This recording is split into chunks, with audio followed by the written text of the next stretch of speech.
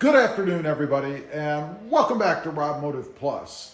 Today, I wanted to talk about depreciation, or the value of a used, potentially your used Tesla. First of all, what I've got behind me here is a 2024 Model 3. It is the rear-wheel drive, and it is freaking awesome. Love this car. Now, real quick, before we get into the depreciation debacle, I guess, I wanted to give an update on the wheels. I had taken off the aero covers that you can see sitting right back there because under those is a pretty darn good looking wheel. I think they're pretty sharp. I wanted to actually enjoy them myself versus protecting them for somebody else somewhere down the road. Looks like I need to clean my tires a little bit. But they're awesome. I did get these center caps along with the little button in the center with the Tesla logo on it somewhere else because they don't come with anything. It's just an exposed hub, if you will. They came out pretty well. I did paint the center part black. That logo was chrome, and there's no other chrome on my car. I have blacked everything out from the emblem. You can see right there in the front, all the way to the back to the Tesla lettering, which I actually removed the chrome version and put this aftermarket option on. And then, of course, the matte black finished spoiler. I love it. I think it looks awesome. The car itself is still doing really well. And as far as taking off those aero caps, I haven't really noticed any issue with them not being there. So I will continue to run naked, if you will, well, the car anyway, with those caps off. I think it looks fantastic. But let's get to depreciation. I decided to do a little investigation myself because I've been hearing a lot recently about how much the Teslas are depreciating and how much they're dropping in value. And it's a little worrisome if you're going to trade the car in. Now, of course, this is meaningless if you're going to keep the car for the long haul like I am. So I really don't care. But let's run through the numbers. We're going to start off with the big daddy, I guess, the Tesla Model S. After 3 years, that thing is going to depreciate 30 to 40% from what you paid for it. Now, it's not a cheap vehicle to begin with. It's going to cost you, I think they're anywhere from 60 to 80, 90,000, maybe more, depending on how you option it out. So it's a pretty substantial loss, something that I really wouldn't want to eat if I was trading them out frequently. Moving on to probably, I think, maybe the most popular version, and that is the Model Y. After 5 years, you can look for your Model Y to drop 57% or to depreciate 57%.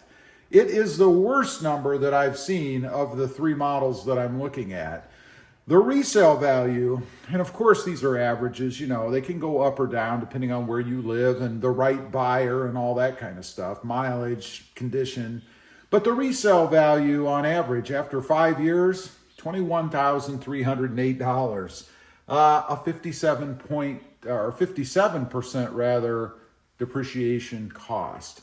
Now let's move on to the Model 3. This is the interesting one for me because again, I have the Model 3. And let me say again, I am not looking to trade this car off. I will admit that briefly, about 3-4 months ago, I had thought about maybe trading it in for the performance version, getting the one that has the dual motors that's even faster than the one that I've got. But when I looked at the numbers, it just didn't make sense to me to do that for a few seconds quicker, 0 to 60. I mean, the car that I have behind me right here is pretty darn quick as it is. So let's get to the numbers. The Tesla Model 3, this isn't good either. After 5 years, depreciation cost is 51%, so a little worse than half of what you paid for the car. Not good. That means that if you were to, I guess, sell a 5-year-old Tesla Model 3, you'd be looking at about $23,775 for resale. Now, that is better, of course, than the Model Y, but still a heck of a loss or a heck of a hit when it comes to depreciation. Why is that? You know, that's the interesting part. Something that I don't know if I really understand why. It's such an awesome car, but I think electric vehicles in general have gotten such a bad rap from the press, and maybe the dislike for the owner, I think, is probably part of the problem as well, that they've just plummeted in value. I suppose that means it's a good time to buy, because I have heard of reductions in the brand new price, but you're still going to pay a heck of a lot of money for a car that you can expect to lose 51% of, in case of the Model 3, after 5 years. Again, none of that matters if you keep the car for the long haul like I am. Now, speaking of the long haul, I haven't had this car all that long. It just passed, or is getting close to about a year.